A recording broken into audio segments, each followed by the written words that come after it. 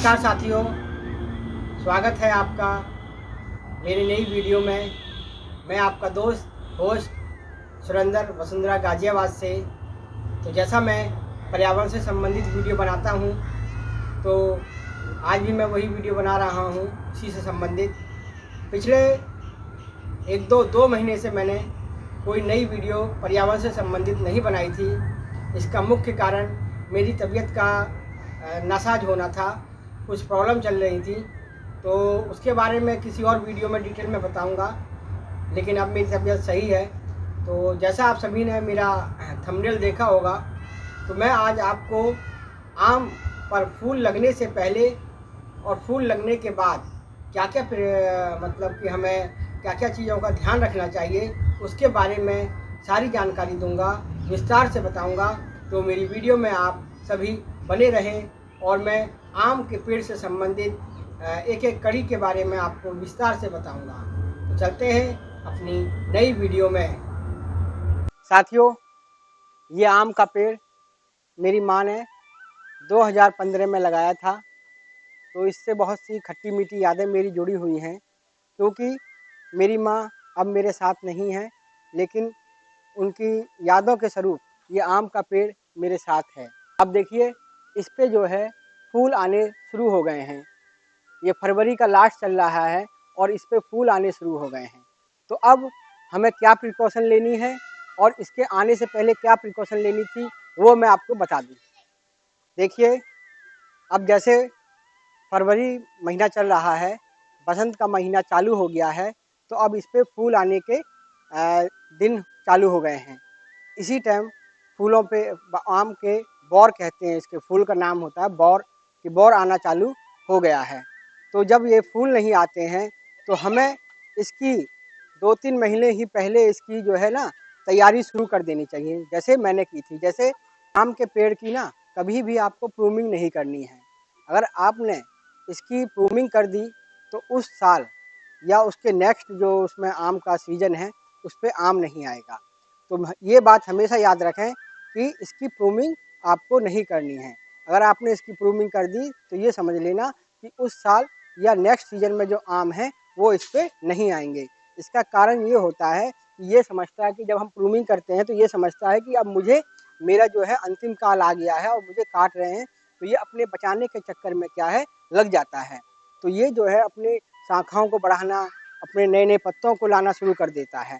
तो इसलिए अगर आपको आम चाहिए, फूल चाहिए, तो इसकी प्रूनिंग बिल्कुल ना करें। एक कारण तो ये है।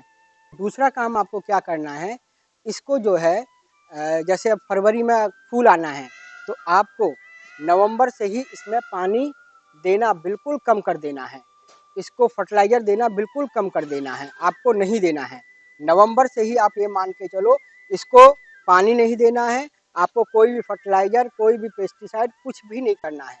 जब ये इसकी नमी इसको जो सूख जाएगा नीचे से, तो ये लगेगा कि मैं जो है अब मेरा समय नज़दीक आ गया है। तो ये अपने आप को क्या करता है कि मेरी जो है मतलब कि मेरी जनसंख्या बढ़नी है, बढ़ाना है, तो ये अपने आप को फूल, मतलब अब ये मैं जैसे मर रहा हूँ, तो मैं अपने आप को क्या करूँगा कि मेरी जो है आने वाली पीढ़ी आ जाए, तो ये अपने आप को उसके लिए तैयार करता है कि मेरे को फूल लाने हैं और फल लाने हैं, जिससे मैं मर जाऊँ लेकिन मेरे बच्चे जिंदा रहें। तो ये उस काम में लग जाता है। तो आपको नवंबर के बाद इसमें पानी नहीं देना है, कोई भी फर्टिलाइज़र नहीं देना है, कोई भी इसकी केयर नहीं करनी है, ना प्रूनिंग करनी है।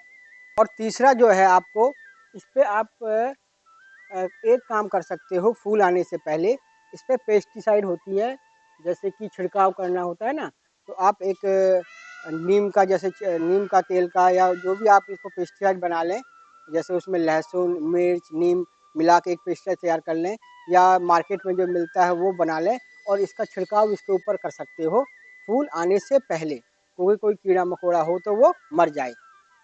तो आपको फूल आने से पहले आपको 3 काम करने हैं। इसकी प्रूनिंग नहीं करनी है, इसमें पानी नहीं देना है, और इसमें कोई भी फर्टिलाइज़र नहीं देना है, ठीक है? और आप एक काम करना, आप पेस्टिसाइड या जो भी छिड़काव कर सकते हो जिसके इसके पौधे पे कोई फंगस या कोई बैक्टीरिया ना लगे। ये काम आपको करने हैं फूल आने से पहले।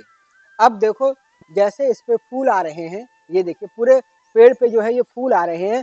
तो अब इसकी प्रिकॉशन क्या लेनी है, सबसे पहले इसकी गुड़ाई कर लें आप। इसके जड़ के आसपास जो है 2-2, 3-3 इंच की इसकी गुड़ाई करें अच्छी तरह से। गुड़ाई करने का फ़ायदा ये होगा कि इसको ऑक्सीजन, इसकी मिट्टी में ऑक्सीजन पहुंचेगी, तो और इसको भरपूर मात्रा में, तो इस तरह से कर लें, अच्छी तरह से गुड़ाई करें, ठीक है। और गुड़ाई करने के बाद आप, मैं तो देखिए ऑर्गेनिक चीज़ें ही यूज करता हूँ। जैसे ये गोबर का खाद है 6 महीने से साल भर से ज़्यादा पुराना है, तो उसको भरपूर मात्रा में आपको गोबर की खाद देनी है, भरपूर मात्रा में। बिल्कुल आप थोड़ी सी मिट्टी आप इसकी निकाल भी सकते हो गुड़ाई करने के बाद, और उसकी जगह आपको भरपूर मात्रा में फर्टिलाइज़र देना है ये फूल आने के बाद, क्योंकि अब इसको एक्स्ट्रा न्यूट्रिशन की ज़रूरत पड़ेगी। क्योंकि जिस तरह से गर्भ काल में जब बच्चा आता है, तो जैसे माँ को बहुत न्यूट्रिशन की ज़रूरत होती है, उसी तरह से जब पेड़ पे फूल और फल आते हैं, तो इसको अपने नॉर्मल काम करने के साथ साथ उस फूल को और फल को जल्दी जल्दी बड़ा करने के लिए काफ़ी सारे न्यूट्रिशन चाहिए होते हैं, जो इसे गोबर के खाद और मार्केट में बहुत सी चीज़ अवेलेबल है, आप ले सकते हो, NP है, DAP है, ये सब ले सकते हो। लेकिन मैं जो बता रहा हूँ, गोबर की जो सड़ी हुई खाद होती है, कम से कम साल भर पुरानी, भरपूर मात्रा में दे दें। ये देखिए मैंने कम से कम नहीं तो इस पेड़ में 1.5-2 किलो जो है खाद दे दिया है।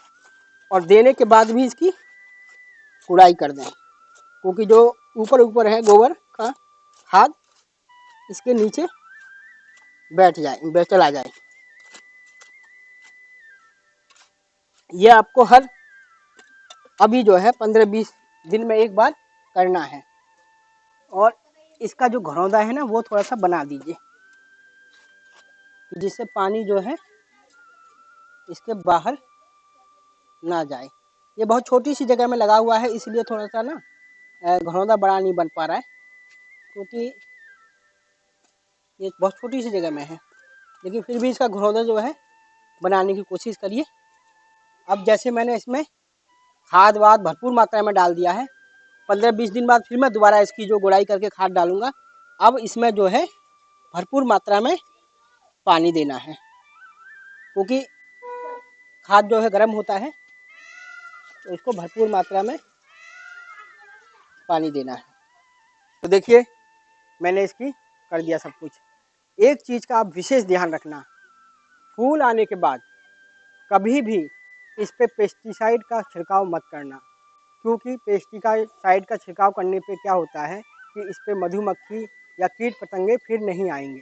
और फूल आने के बाद जो वो आपकी प्रक्रिया होती है पॉलिनेशन की, जिससे फीमेल फ्लावर और मेल फ्लावर का मिलन होता है, उसी से वो आम बनते हैं।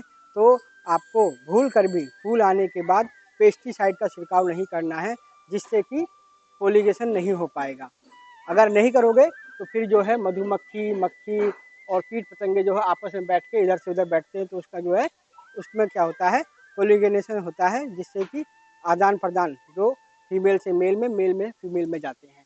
आशा है आप सभी को मेरी आज की वीडियो पसंद आई होगी, और मैं अब रेगुलर वीडियो बनाऊंगा। हफ्ते में कम से कम एक वीडियो तो ज़रूर बनाऊंगा, क्योंकि मुझे ऑफिस भी जाना होता है। तो मिलते हैं एक नई वीडियो में, नई उमंग, नई तरंग के साथ। तब तक के लिए जय हिंद, जय भारत, नमस्कार।